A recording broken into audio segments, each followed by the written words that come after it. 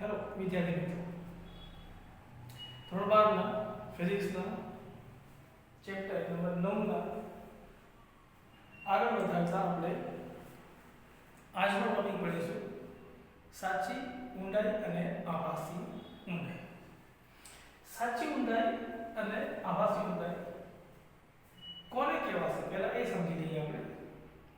સાચી ઊંડાઈ, માનો કે આપણી પાસે એક ગ્લાસ છે, ગ્લાસની અંદર પાણી ભરેલું છે, એની અંદર તમે કોઈ પણ વસ્તુ પેન કે પેન્સિલ કે બીજી વસ્તુ તમે ડુબાડશો તો તમને શું દેખાશે કે જે ડૂબેલો ભાગ છે એ થોડો ઊંચો દેખાશે. કરેક્ટ? અથવા તો તમે કોઈ કાચના ગ્લાસની અંદર જો પાણીની અંદર ભરી અને સિક્કો નાખી દેશો તમે એમાં, તો તમે સિક્કો થોડો ઉપર આવી ગયો. તો આ થયું શેના કારણે? વક્રીભવનના કારણે. બે માધ્યમ દ્વારા તમે જુઓ છો, હવામાંથી અને સિક્કો ક્યાં છે? પાણી. તો બે માધ્યમ બદલાતા આપણે પહેલા પણ વાત કરી હતી વક્રીભવન જાણવી વખતે કે પ્રકાશનું કિરણ એક માધ્યમથી બીજા માધ્યમમાં જાય ત્યારે લંબથી થોડું વળે છે, લંબની તરફ અથવા તો લંબથી દૂર વળે છે. તો આ વળવાની ઘટનાના કારણે એક નવું પ્રતિબિંબ ઊભું થાય છે, જે પ્રતિબિંબને આપણે શું કહીએ છીએ? આભાસી ઊંડાઈ. કરેક્ટ? થોડું સમજીએ આકૃતિથી. સાચી ઊંડાઈ અને આભાસી ઊંડાઈ.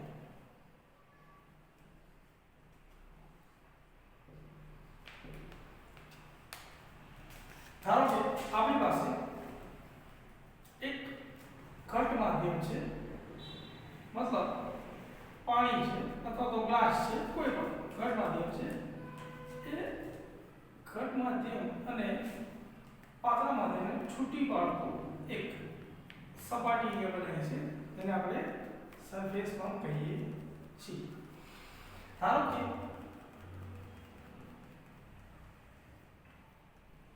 ચલો આપણે એક ગ્લાસ ટાઈપનું બનાવી દઈએ. હવે ગ્લાસના અહીંયા આ જગ્યા પર આપણે સિક્કો મૂકી દીધો, જે આપણે વાત કરી હમણાં એ જ કે એ સિક્કો અહીંયા સૌથી નીચેનો ભાગ છે ત્યાં રાખેલો છે અને સિક્કાને આપણે બહારથી જોઈએ છીએ, મતલબ કે અહીંયા કોઈ જગ્યાએ આપણી આંખ છે અને અહીંયાથી આપણે જોઈએ છીએ. તો આ સિક્કાનું પ્રતિબિંબ આ ઓરિજિનલ જગ્યા કરતાં કોઈ અલગ જગ્યાએ તમને મળી આવે છે, એને આપણે શું કહીએ છીએ? આભાસી ઊંચાઈ અથવા તો આભાસી ઊંડાઈ. તો ક્યાં પ્રતિબિંબ મળશે પહેલા સમજીએ. માનો કે એક પ્રકાશનું કિરણ સીધું આ રીતે ગયું. આપણે વાત કરી હતી કે જ્યારે એક માધ્યમથી બીજા માધ્યમમાં પ્રકાશના કિરણો જાય ત્યારે પ્રકાશ સપાટીના લંબથી થોડો વળે છે. પણ આવું ક્યારે થશે? જ્યારે એ એકદમ લંબ 90 ના ખૂણે નહીં જાય ત્યારે. પણ જો 90 ના ખૂણે ઉપર જશે તો થોડું યાદ કરો, આપણે પૂર્ણ આંતરિક પરાવર્તનની આકૃતિમાં જે સૌથી પહેલું કિરણ બનાવ્યું હતું એ સીધું જ ઉપરની તરફ લીધું હતું. હવે આ પ્રકાશનું કિરણ 90 ના એંગલથી જતું હોવાથી કોઈ પણ પ્રકારે બેન્ડ થશે નહીં, મતલબ વળશે નહીં. બીજું એક કિરણ બનાવીએ આપણે આ. હવે આ તો 90 ના ખૂણે પસાર નથી થતું, તો શું થશે? લંબથી વળશે. તો અહીંયા આપણે જે જગ્યાએ પ્રકાશનું કિરણ પહોંચે છે ત્યાં સપાટીમાંથી પસાર થતો એક લંબ બની. બરાબર? હવે આ ઘટ માધ્યમ છે અને આ પાતળું માધ્યમ છે. તો ઘટ માધ્યમમાંથી પાતળા માધ્યમમાં જાય ત્યારે પ્રકાશનું કિરણ લંબથી દૂર જશે, લંબથી દૂર જશે. હવે આ કિરણને તમે અહીંયાથી જોશો, મતલબ ઉપરથી જોશો, તો તમને શું લાગશે કે પ્રકાશનું જે કિરણ છે એ ક્યાંથી આવે છે? સીધું. બે માધ્યમ બદલાવાના કારણે પ્રકાશનું કિરણ વળ્યું છે એ આપણને ઉપરથી દેખાતું નથી. આપણને ઉપરથી શું દેખાશે? સીધો સિક્કો. તો હવે આ જ કિરણને આપણે પાછળની બાજુ થોડું એક્સટેન્ડ કરી દઈએ, મતલબ થોડું વધારી દઈએ, તો પ્રકાશનું કિરણ ક્યાં જશે? અહીંયા આપણે એક્સટેન્ડ કર્યું કિરણ છે, અને જે ઉપરનું કિરણ હતું એને જો એક્સટેન્ડ કરીએ તો 90 ના ખૂણે હતું એટલે અહીંયા જ આવશે પાછું. તો આ જે જગ્યા છે અહીંયા તમને આભાસી પ્રતિબિંબ દેખાશે અને સિક્કો તમને દેખાશે અહીંયા. અને આ જે પ્રતિબિંબ રચાણું એ પ્રતિબિંબ જ છે આપણી આભાસી ઊંડાઈ. મતલબ જ્યાં સપાટી પર જ્યાં પાણીની અંદર સિક્કો રાખેલો છે એ તમે જુઓ તો આ સાચી ઊંડાઈ છે. આને આપણે કેપિટલ ડી તરીકે દર્શાવીએ, બરાબર. અને અહીંયા જ્યાં પ્રતિબિંબ રચાણું વક્રી ભવનના કારણે ખૂણો બદલાવાથી લંબથી દૂર જવાથી જે પ્રતિબિંબ મળ્યું અહીંયાથી લઈ અને આ અંતર આને કહેવાશે આભાસી ઊંડાઈ અથવા તો ઊંચાઈ. આને આપણે સ્મોલ ડી તરીકે મૂકી દઈએ, બરાબર. સમજ્યા કે? ફરીથી સમજાવો કે જ્યાં પ્રતિબિંબ મળે છે તે આભાસી પ્રતિબિંબ છે અને જ્યાં સિક્કો અથવા તો પદાર્થ કે વસ્તુ કે ઓબ્જેક્ટ રાખેલી છે એને કહેવાશે સાચી ઊંડાઈ. ખ્યાલ આવે? દરેક ઘટનામાં આવું થશે, જ્યારે માધ્યમ બદલાશે ત્યારે ઘટ માધ્યમથી પાતળા માધ્યમમાં જશે તો જે ઓરિજિનલ વસ્તુ હશે એના કરતાં થોડું અલગ જગ્યાએ આભાસી પ્રતિબિંબ મળશે.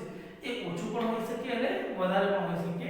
એ માધ્યમ ઉપર ડિપેન્ડ કરે છે કે કયા માધ્યમમાંથી પ્રકાશના કિરણો આવે છે. હવે મહત્વની વસ્તુ, આ ટોપિકમાં ગુજકેટ અને નીટ અને જેડબલઈ મેન્સ અને એડવાન્સ બધામાં પ્રશ્નો પૂછાય. કઈ રીતે પ્રશ્ન પૂછાય? સાચી ઊંડાઈ આપેલી છે, આભાસી શોધો. આભાસી આપેલી છે, સાચી શોધો. કઈ રીતે શોધશો? અહીંયા ધારો કે ગ્લાસ, આટલો ગ્લાસ હશે, આપણે સ્કેલથી માપી શકશું. અહીંયા ગ્લાસના તળિયામાં વસ્તુ પડી એમાં પડી જશે, પણ આ પ્રતિબિંબ માપી શકાશે? ના. જો અહીંયા સ્કેલથી માપવા જશો તો પાણીની અંદર તો સ્કેલ પાણીમાં ડૂબશે તો ફરીથી વક્રી ભવન હશે, સ્કેલનું પણ આભાસી પ્રતિબિંબ બનશે. તો આને માપવા માટે એક સૂત્ર હોવું જરૂરી છે. અને ફિઝિક્સમાં લોકો મોટા ભાગના રિલેશન કે કોઈ સંબંધ શોધવો હોય કે કોઈ તારણ લાવવું હોય તો આપણે સૂત્રનો ઉપયોગ કરીએ છીએ. તો કયું સૂત્ર આવશે? સૂત્ર છે n2 ભાગ્યા n1 બરાબર d ભાગ્યા નાનો d. તો d શું હતું? સાચી ઊંડાઈ, બરાબર, ભાગ્યા નાનો d શું હતો? આભાસી ઊંડાઈ. ઓકે. હવે n2 અને n1. n2 એટલે આપણે શું લઈશું? ઘટ માધ્યમનો વક્રી ભવનાંક. એવું? n1 એટલે પાતળા માધ્યમનો વક્રી ભવનાંક. ના, અહીંયા n2 નો મતલબ ખાસ સમજવા જેવો છે. જો n2 સમજી ગયા તો આ પ્રશ્નમાં કોઈ દિવસ પ્રોબ્લેમ નહીં આવે. n2 અહીંયા માધ્યમના આધારે લેવામાં નહીં આવે કે ઘટ માધ્યમ હોય તો n2 લઈએ, પાતળું માધ્યમ હોય તો n1 લઈએ. ના, એવું નહીં. n2 એટલે જે માધ્યમમાંથી પ્રકાશના કિરણો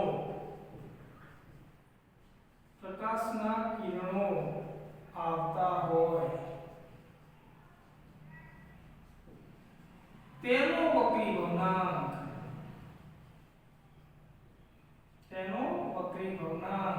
ખ્યાલ આવે? મતલબ જો આ પદાર્થ અહીંયા હોય અને અહીંયાથી અહીંયા આવતા હોય તો આનો વક્રી ભવનાંક n2 કહેવાશે. મતલબ જરૂરી નથી કે ઘટ માધ્યમનો જ n2 લેવો, પાતળા માધ્યમનો પણ n2 હોઈ શકે. બીજું n1 એટલે જે માધ્યમમાં પ્રકાશના કિરણો જતા હોય તે માધ્યમનો વક્રી ભવનાંક. ખાસ સમજવા જેવી વસ્તુ है. જો આમાં ઊંચા પડશે તો જવાબ ખોટો આવશે. મતલબ ક્યાં ઓબ્જેક્ટ છે એ નહીં જોવાનું, કયું ઘટ માધ્યમ છે એ નહીં જોવાનું, શું જોવાનું? પ્રકાશના કિરણો જ્યાંથી આવે એ n1 n2 અને જ્યાં જાય એ n1. મતલબ અહીંયા પ્રકાશના કિરણો ક્યાંથી આવે? આ સિક્કા જોડેથી અહીંયાથી આવે તો આ આખું શું કહેવાશે? n2. જાય એ ક્યાં? આંખમાં. આંખ ક્યાં હે? પાતળા માધ્યમમાં, તો આને કહેવાશે n1. ઊંધું થઈ જાય, સિક્કો બહાર હોય આંખ અંદર હોય તો n2 કયું કહેવાશે? જ્યાં સિક્કો હશે ત્યાં. ખ્યાલ આવ્યો? મતલબ જ્યાંથી પ્રકાશના કિરણો આવતા હશે એને કહેવાશે n2. હવે આથી આપણી જોડે સૂત્ર, આ સૂત્રનો ઉપયોગ કરી આપણે n2 ભાગ્યા n1 બરાબર d ભાગ્યા નાનો d બધા જ પ્રશ્નોને સોલ્વ કરી શકીએ છીએ. હવે આ વસ્તુ સાચી કે ખોટી? ફિઝિક્સમાં આપણે પ્રૂફ જોઈએ, કેમિસ્ટ્રી હોય, બાયોલોજી હોય કે બીજા કોઈ સબ્જેક્ટ હોય એમાં થિયરી આવે તો આપણે માની લઈએ, એક્સેપ્ટ કરી લઈએ. પણ ફિઝિક્સમાં જો કોઈ સૂત્ર હોય અને એના વડે જવાબ આવતા હોય તો આપણે શું કરીએ? પ્રૂફ. Proof must required. તો પ્રૂફ કરી દેવાશે. હવે પ્રૂફ સમજવા માટે આપણે આ આકૃતિને ફરીથી સમજીએ. આની આ જ આકૃતિમાં આપણે પ્રૂફ લાવીશું.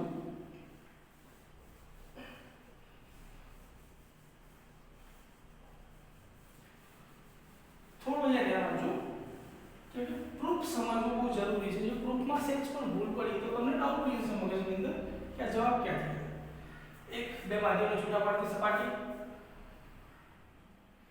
અહીંયા નીચેની બાજુ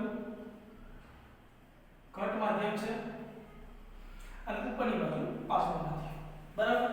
માની લો કે પ્રકાશના કિરણો અહીંયા આ સપાટી છે અને અહીંયા આપણે આ સિક્કો રાખેલો છે. આ સિક્કા પરથી આવે છે પ્રકાશના કિરણો. એક કિરણ પ્રકાશનું સીધું જશે. મતલબ કોઈ પણ બે માધ્યમને છૂટી પાડતી સપાટી પર જો ન્યૂના કોણે પ્રકાશનું કિરણ આપાત કરવામાં આવે તો લંબથી વળ્યા વગર સીધું ચાલ્યું જાય છે. ઓકે. હવે એક બીજું કિરણ લઈએ આપણે, એક અહીંયા. આ સીધું લેવું છે, લંબ છે ના, તો શું થશે? સપાટીના લંબથી વળશે. ઘટ માધ્યમથી પાતળા માધ્યમમાં જશે તો લંબથી દૂર, મતલબ આ રીતે દૂર જશે. ઓકે. હવે અહીંયા જોઈએ આપણે તો પ્રકાશનું કિરણ અહીંયા સુધી આવ્યું તો આ જે ખૂણો બન્યો આને શું કહેવાશે? પ્રકાશનું કોઈ પણ કિરણ સપાટી પર આપાત થાય તો લંબ અને આવતું કિરણ એટલે કે આપાત કિરણ વચ્ચે બનતા ખૂણાને શું કહેવાશે? આપાત કોણ એટલે કે થીટા આઈ. ઓકે. આગળ ખૂણો બનશે વક્રીભૂત કોણ એટલે કે થીટા આર. હવે અહીંયા જોઈએ થીટા આર અને થીટા આઈ પછી અહીંયા આ કિરણ કઈ રીતે આપાત થયું હતું? લંબ રૂપે. આ શું છે? લંબ. સપાટીનો લંબ, લંબ રૂપે કિરણ અને સપાટીનો લંબ. બરાબર? તો અહીંયા પ્રકાશનું કિરણ અહીંયાથી અહીંયા સુધી ગયું છે તો આ શું બની ગયું? જો આ સપાટી આ શું બની ગયું? શું બન્યું? z. z એટલે અલ્ટરનેટિંગ એંગલ. અલ્ટરનેટિંગ એંગલ એટલે યુગ્મ કોણ. થીટા આઈ તો અહીંયા પર થીટા આઈ તો આ પર કેટલું થશે? Theta I. કરેક્ટ. હવે બીજી વસ્તુ આપણે વાત કરી હતી કે પ્રકાશનું કિરણને આપણે પાછળની તરફ એક્સટેન્ડ કરીએ તો અહીંયા એક્સટેન્ડ કરીએ. આ કિરણને પણ પાછળની તરફ એક્સટેન્ડ કરીએ. આ તો લંબ જ છે એટલે લંબ જ આવવાનું. તો અહીંયા આપણને સિક્કાનું એક પ્રતિબિંબ મળશે જેને આપણે આભાસી ઊંડાઈ એટલે કે જો આ સાચી ઊંડાઈ હતી તો અહીંયાથી લઈને આ અંતર આપણે શું લીધું હતું? Capital D. જ્યારે અહીંયાથી લઈ અને આ અંતર અને આપણે શું લઈશું? Small D. બરાબર? આપણે પહેલા વાત કરી એ રીતે આભાસી ઊંડાઈ અને સાચી ઊંડાઈ. હવે અહીંયા જુઓ, અહીંયા આપણે ખૂણો કરીએ. આ કેટલો છે? તો સમાંતર રેખા, બે સમાંતર રેખા એક લંબ અને એક આરો, બે સમાંતર રેખાની વચ્ચે જો આ રીતે કોઈ લાઈન કાપે, બે સમાંતર રેખાની વચ્ચે જો કોઈ આ રીતે લાઈન કાપે તો અહીંયા જેટલો ખૂણો હોય એટલો જ અહીંયા મળે. આપણે ગણિતની અંદર ભણ્યા હતા, બે સમાંતર રેખાની વચ્ચે જો કોઈ એક લાઈન કાપે તો અંદર અને બહારનો સમાંતર રેખા પર બનતો અંદર અને બહારનો ખૂણો સરખો હશે. મતલબ જો આ બંને સમાંતર લાઈન અને આ એક લાઈનથી કાપવામાં આવે, જોયું આ લાઈનથી કાપવામાં આવે તો આ થીટા r આ પણ કેટલો થશે થીટા r. એકદમ ધ્યાનથી સમજો, જ્યાં સુધી ખૂણો ક્યાંથી આવ્યો ખબર નહીં પડે ત્યાં સુધી અહીંયા આપણે થીટા i z બને તો એના કારણે અહીંયાથી જો આ z બને તો થીટા i અને આ પણ થીટા i.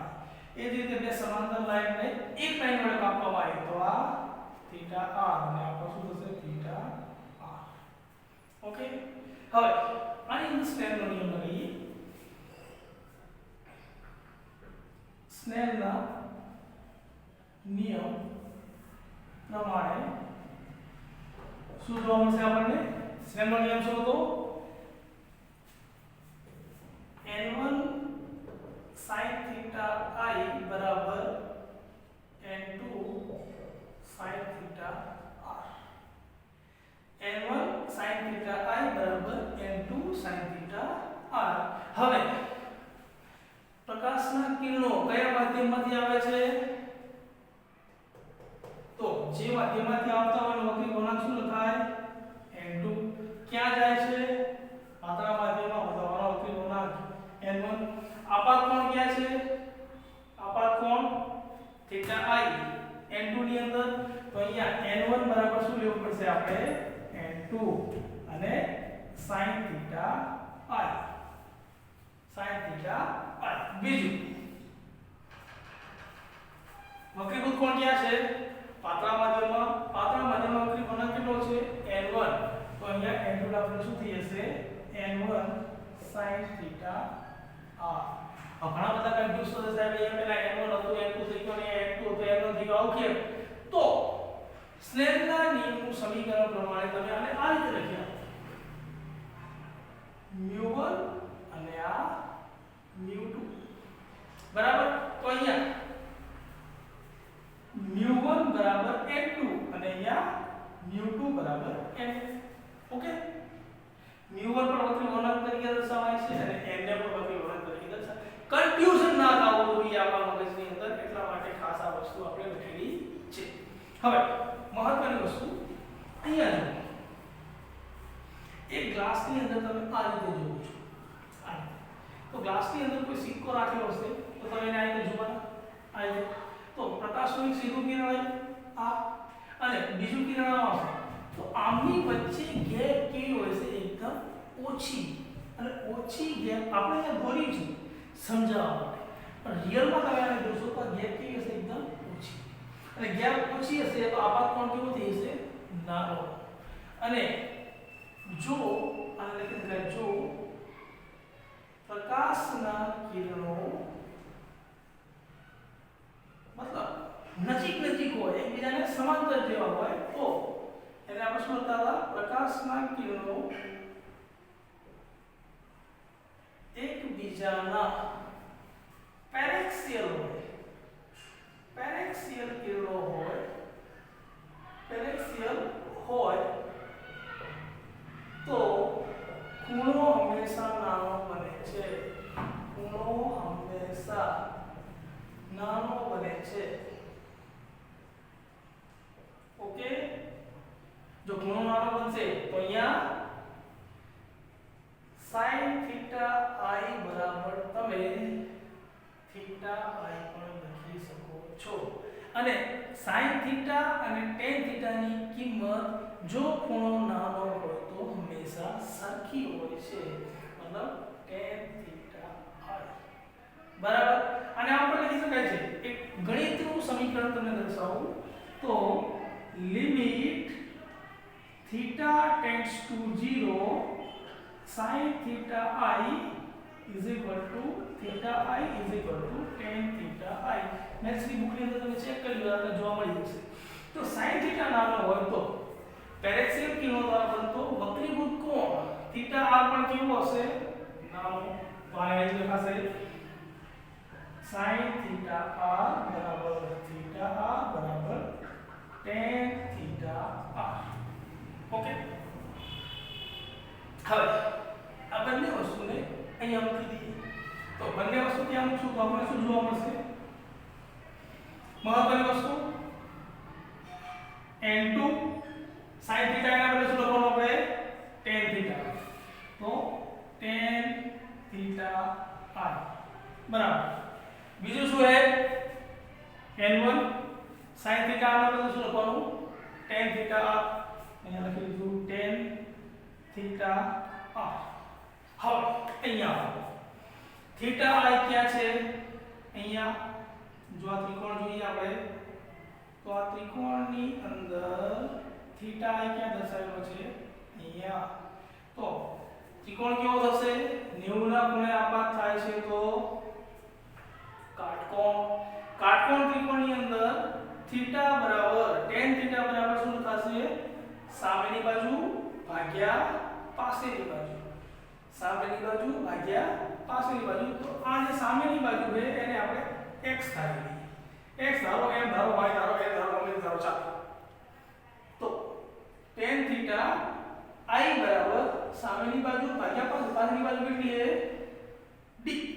તો અહીંયા n2 ગુણ્યા સામેની બાજુ x ભાગ્યા પાસેની બાજુ d બરાબર n1 એમના એમ રાખીએ tan theta r. theta r અહીંયા છે.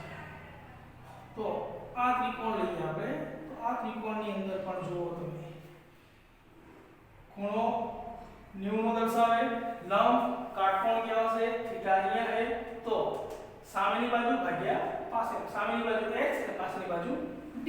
તો અહીંયા theta બરાબર ગુણ્યા x ભાગ્યા સ્મોલ d. બંને બાજુ x છે, વચ્ચે બરાબરનું ચિહ્ન. x થી x કટ થઈ ગયા. વધ્યું શું આપણી પાસે? n2 ભાગ્યા d બરાબર n1 ભાગ્યા સ્મોલ d. ચોકડીઓ ગુણાકાર કરતા શું થશે? n2 ભાગ્યા n1 બરાબર d ભાગ્યા સ્મોલ d. આ થઈ ગયું આપણું સમીકરણ પ્રૂફ. સાબિત કરી નાખ્યું આપણે આકૃતિના આધારે અને ત્રિકોણમિતિના આધારે કે અહીંયા સાચી ઊંડાઈ અને આભાસી ઊંડાઈનો શોધવી હશે તો n2 ભાગ્યા n1 બરાબર d ભાગ્યા d થશે.